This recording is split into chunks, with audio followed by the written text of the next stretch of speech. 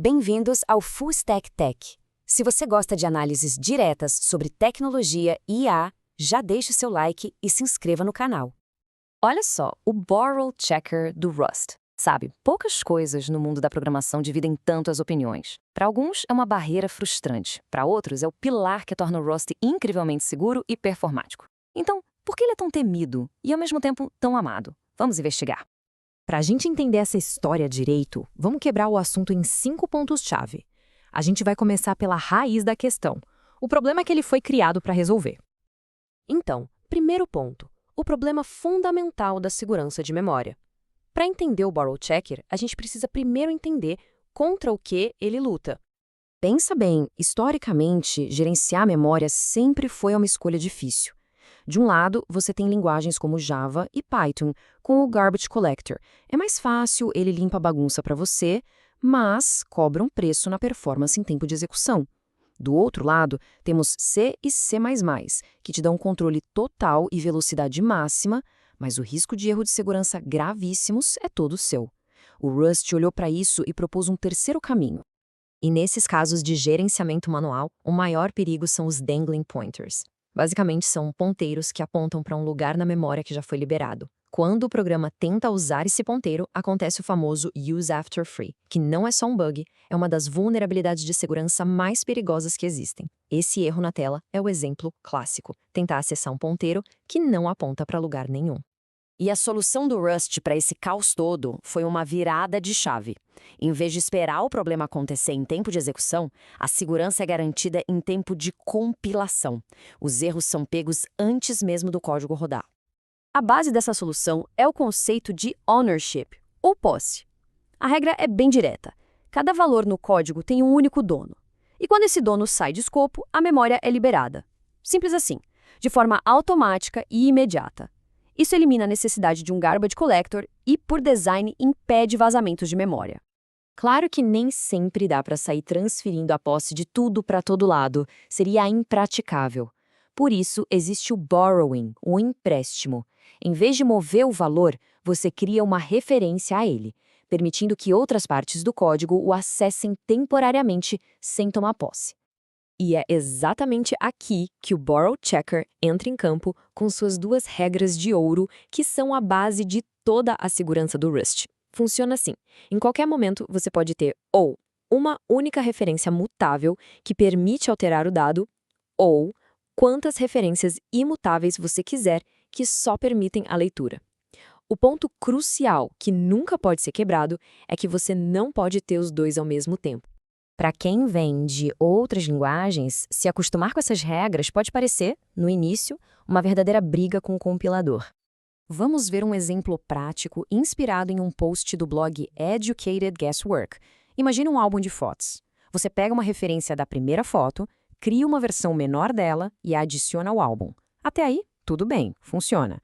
Mas e se a gente tentar usar aquela referência original da primeira foto de novo? É aí que o Borrow Checker apita. A mensagem de erro é bem explícita. Não dá para pegar uma referência imutável do álbum para adicionar outra foto, porque já existe uma referência imutável ativa para um dos seus itens, a primeira foto. Isso quebra aquela regra de ouro. Mutável e imutável não podem coexistir. Então, beleza. Como é que a gente resolve isso? Existem basicamente 3 padrões. Primeiro, limitar o escopo do empréstimo. Deixa a referência antiga morrer antes de tentar modificar o álbum. Segundo, clonar o dado. Aí você cria uma cópia e acaba com o empréstimo. E terceiro, que muitas vezes é o jeito mais idiomático, reestruturar a lógica para fazer todas as leituras primeiro e só depois fazer as escritas. Com o tempo, essa briga inicial vira uma colaboração. Como um desenvolvedor resumiu bem no Reddit, a mentalidade precisa mudar. Quando o compilador do Rust diz não, o objetivo não é dar um jeitinho, mas sim entender o porquê. O compilador não é um inimigo, ele é um parceiro que te força a escrever um código correto.